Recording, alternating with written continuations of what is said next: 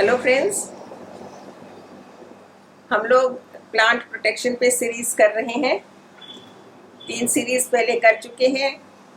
उसमें हमने डिस्कस किया है पेस्ट्स के बारे में कि पेस्ट क्या होता है, प्लांट को कैसे अटैक करता है, कितने तरह के होते हैं और उनको हम कैसे कंट्रोल कर सकते हैं और वो हमारे पौधों को क्या क्या हानि पहुंचाते हैं।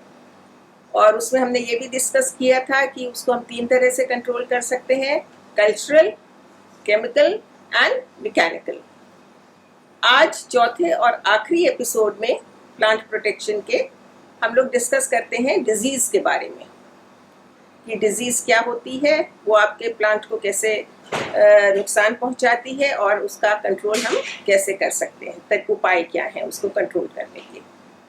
तो फ्रेंड्स, जो फिजियोलॉजिकल डिस्टर्बेंस होता है प्लांट में फंगस के द्वारा, जो प्लांट की ग्रोथ को हैम्पर करता है, डिस्टर्ब करता है, उसको हम डिजीज कह सकते हैं या कहते हैं। ये 2 तरह से हो सकती है। एक एक्सटर्नल कंडीशंस पे डिपेंड कर सकती है, जैसे कि बाहर से इन्फेक्शन आ गया या धूप, नहीं सॉरी, जिसमें बाहर से आप ले सकते हैं कि धूप की वजह से आपके पेड़ झुलस सकते हैं और एक प्लांट से दूसरे प्लांट पर ये स्प्रेड नहीं होती है, या बहुत ज़्यादा हवा ठंडक हो गई है, पाला या फ्रॉस्ट है, उसकी वजह से आपके पेड़ खराब हो गए हैं। एक तो ये डिजीज हो सकती है, प्रॉब्लम हो सकती है। और दूसरी डिजीज ऐसी हो सकती है जो एक प्लांट से दूसरे प्लांट पर वायरस से या फंगाई से स्प्रेड हो सकती है। इस पे आप उसके टिश्यूज में चली जाती है पौधे के, जैसे कि पत्ते हैं, जड़ें हैं, टहनियाँ हैं, शाखाएं हैं, उन सब में ये प्रवेश कर जाती है। फल है, फूल है और पौधे के बढ़वार को बहुत बुरी तरह से ये नुकसान पहुंचाती है। तो इसमें आज हम पहले लेते हैं सबसे डैम्पनिंग ऑफ सीडलिंग्स। फ्रेंड्स, जब आपने देखा होगा, आप एक नर्सरी बेड तैयार करते हैं और उसमें थोड़ी थोड़ी पौध निकलनी शुरू हो जाती है, तो कई बार क्या होता है कि सारी की सारी पौध जो है ना, बहुत लेगी सी वाइट डेलिकेट थ्रेड टाइप के पौधे आपके निकलते हैं, जो पौध आपकी नहीं निकलती है। तो और फिर वो आप देखेंगे थोड़े ही एक आध दिन बाद ही वो पूरे की पूरी पत्तियां पीली या काली पड़ के जमीन पर लेट जाती हैं। ये डैम्पिंग ऑफ डिजीज होती है। इसमें कारण इसका ये है, जहाँ पे नमी हो और थोड़ी सी वार्मथ हो, वहाँ पे ये पनपती है। और ज़्यादा कुछ इसमें जब बढ़ जाती है ये डिजीज, तो आप देखेंगे कि पौधों के बीच में फंगस या रुई की तरह से उसमें आपको सफ़ेद सफ़ेद दिखाई देता है। तो इसके बचाव के लिए हम क्या कर सकते हैं कि अपने जो नर्सरी बेड्स हैं वो थोड़ा रेज्ड बनाएं। पहले भी ये बात हम लोग कर चुके हैं कि नर्सरी बेड्स थोड़े रेज्ड प्लेटफॉर्म पे बनाने चाहिए। पानी की निकासी बहुत अच्छी होनी चाहिए, पानी वहाँ पे रुकना नहीं चाहिए। और जब आपकी पौध निकलने लग जाए, ऊपर आ जाए, अंकुरित हो जाए और बहुत घनी लगाई है आपने, पास पास लगाई है, तो उसकी थिनिंग कर दीजिए। थिनिंग करने से उसमें एयर का सर्कुलेशन बढ़ जाएगा और आपकी ये बीमारी होने से बचाव उसका हो सकता है। नहीं तो ये बीमारी एक साथ एक समय पर ही आपकी पूरी की पूरी नर्सरी ट्रेस को भी नष्ट कर सकती है। तो आपकी सीडलिंग अगर अच्छी तैयार नहीं होएगी तो फिर आपकी पौध भी हेल्दी तैयार, आपके पौधे भी जो हैं वो हेल्दी नहीं होंगे। इसलिए बहुत ज़रूरी है कि आप इस बात का ध्यान रखें कि आप अपने नर्सरी बेड्स कैसे तैयार करते हैं। दूसरा हम लोग लेते हैं डाईबैक की बीमारी। बहुत कॉमन बीमारी है ये, फलों में, सिट्रस में और रोजेस में बहुत ज़्यादा आपको देखने को मिलती है। ऊपरी सतह पर अगर आप देखते हैं इस बीमारी को, तो ये पहले पत्तियों के जो सेंटर रिब वेन होती है वो येलो होनी या ब्राउन होनी शुरू होती है और धीरे धीरे पूरी पत्ती पीली पड़ने लगती है। फिर ये उससे ज़्यादा इन्फेक्ट होके उसकी टहनी में चली जाती है, स्टेम में चली जाती है और स्टेम काली पड़नी शुरू हो जाती है। ऊपर से ये नीचे की तरफ डिजीज जाती है, लेकिन पैदा कहाँ से होती है? मिट्टी से। ये सॉइल बॉर्न डिजीज है और इसका बचाव करने के लिए हम लोग क्या करते हैं कि जो ऊपर की काली टहनी है, जहाँ से वो काली होना आपको दिखने लग गई है, शुरू हो गई है काली होना, उसके 1 या 2 इंच नीचे तक उसको बिल्कुल स्निप ऑफ कर देते हैं हम लोग। कटे हुए भाग को नष्ट कर देते हैं और टहनी को बिल्कुल हटा देते हैं। जितनी भी आपकी टहनियाँ गुलाब की या सिट्रस में, फलों में इस तरह से ऊपर से काली पड़ने लग गए हैं, तो आप ये समझ लीजिए कि उसमें फंगल अटैक हुआ है। तो उन टहनियों को आप काट के हटा दीजिए और एक अच्छा सा उसमें फंजीसाइड का पेस्ट बना के वो जो पोर्शन आपने काटा है उस पर लगा दीजिए। हमेशा इस बात का ध्यान रखिए कि जिस इंस्ट्रूमेंट को, जिस कैंची को, सिगेटियर को आपने वो काटने के लिए यूज किया है स्टेम को, प्लीज उसको अच्छी तरह डिसइंफेक्ट करके ही दूसरे स्टेम को आप काटिए, नहीं तो ये फिर एक से दूसरे में स्प्रेड हो जाती है। तो जैसा कि मैंने बताया, ये सॉइल से आती है ये डिजीज जो है, तो इसके लिए हमें वहाँ पे उपाय करना बहुत ज़रूरी है। तो इसके लिए आप जो स्टेम होती है मेन जो सॉइल में जा रही है, उससे दूर की थोड़ी मिट्टी आप निकाल दीजिए, अलग कर दीजिए और फंजीसाइड लेके उसको बिल्कुल ड्रेंच कर दीजिए। उस मिट्टी को ड्रेंच करने के बाद मतलब भिगो दीजिए अच्छी तरह फंजीसाइड से और उसको वापस उसमें मिट्टी कवर कर दीजिए और फिर आपका पौधा ठीक हो जाएगा। फ्रेंड्स, तीसरी डिजीज हम लोग लेंगे लीफ स्पॉट्स। कई बार आपने देखा होगा आपकी पत्तियों के ऊपर छोटे छोटे दाने हो जाते हैं, चाहे वो ब्राउन हो चाहे ब्लैक हो, पीले भी हो सकते हैं। तो वो छोटे छोटे दाने होते हैं, धीरे धीरे क्या होता है वो दाने आपस में मिलने लगते हैं, बढ़ने लगते हैं, पत्ती आपकी ब्राउन होने लगती है, विल्ट करने लगती है और अल्टीमेटली गिरने लगती है। और ये फिर आपके पूरे पेड़ को इस तरह से ये डिजीज है ये कवर कर लेती है, तो आपका पेड़ पूरे का पूरा खराब हो जाता है। तो इसको ठीक करने के लिए हम लोग बैविस्टीन या डाइथेन M45 का प्रयोग करेंगे।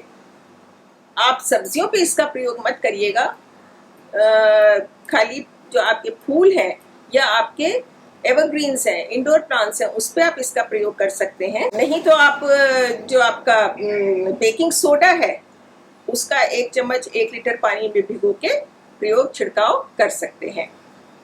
जो इफेक्टेड पोर्शंस हैं उनको हटा के नष्ट कर दीजिए और आप हमेशा फिर पौधों की अगर पत्तियां बहुत ज़्यादा हैं तो उनमें थिनिंग करिए, पौधे को आइसोलेट कर दीजिए और इसका छिड़काव आप करते रहेंगे तो आपकी ये पत्तियां ठीक रहेंगी।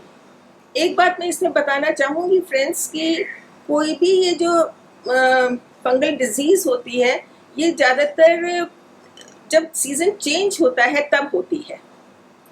तो एज ए प्रिवेंटिव ऑल्सो आप उस पर जब सीज़न चेंज हो, जैसे स्प्रिंग में है, मॉनसून से पहले है, या ऑनसेट ऑफ विंटर्स है जब हमारे पेड़ डॉर्मेंसी में ज़्यादातर चले जाते हैं, तब आप इनका स्प्रे ज़रूर करिएगा।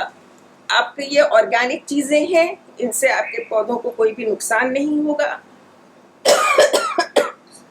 सॉरी, और आपके जो पौधे हैं वो डिजीज़ फ्री रहेंगे। फ्रेंड्स, अगला डिजीज़ मैं लेना चाहूँगी पाउडरी माइल्ड्यू को।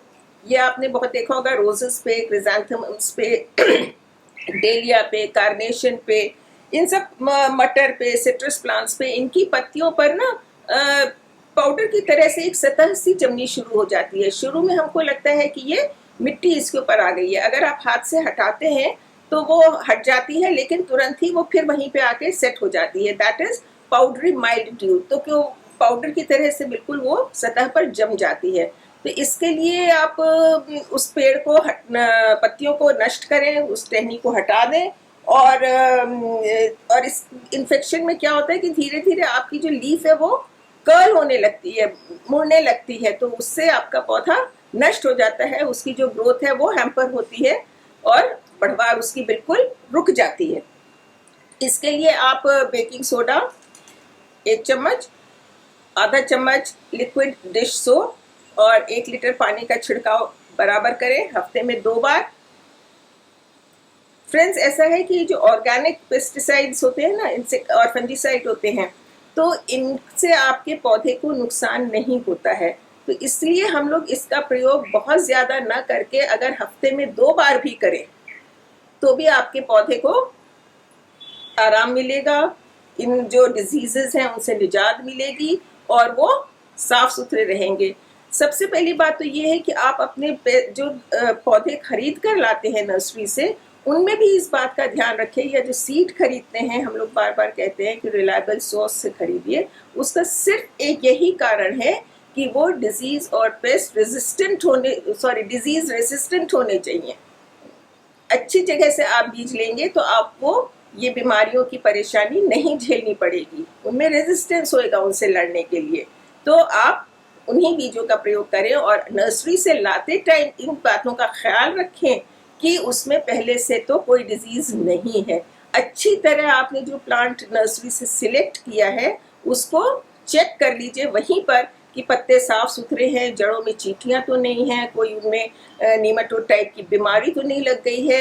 पत्ते के पीछे जरूर पलट के देख लीजिए कि उसमें कहीं कोई पेस्ट ने एग्स तो ले नहीं किए हुए हैं, और तब आप उस पेड़ को अपने घर लेकर आइए। फ्रेंड्स, लास्ट में मैं लेना चाहूँगी वायरस डिजीज़ को, जैसे कि लीफ कर्ल हो गया और मोज़ैक हो गया। आपने देखा होगा पत्ते के अंदर ऐसे ऐसे घुमावदार सांप की तरीके से लाइनें सी बन जाती हैं, और इसमें पत्तियों में येलो वेन्स हो जाती हैं उसकी।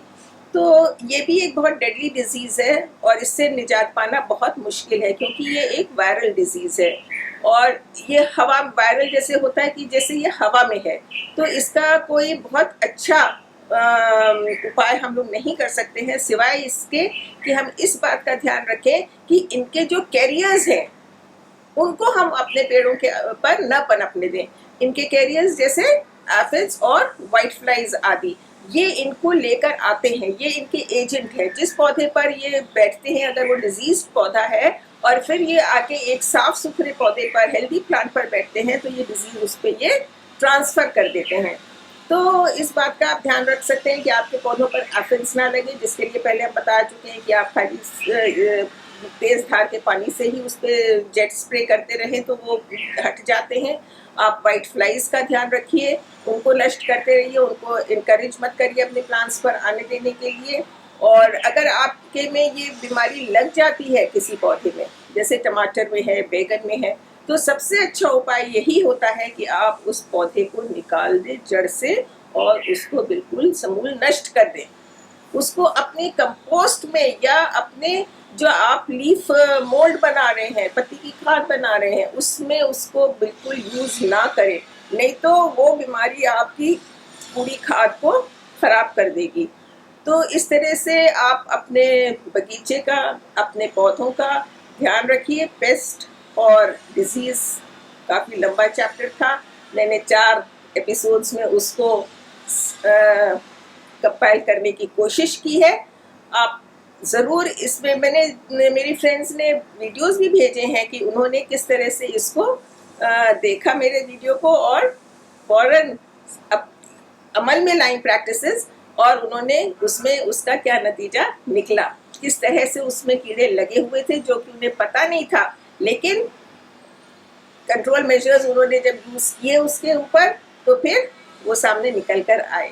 तो आप भी प्लीज़ प्रयोग करिए, अपने पेड़ों को सुरक्षित रखिए, उनको हेल्दी रखिए और खुश रखिए।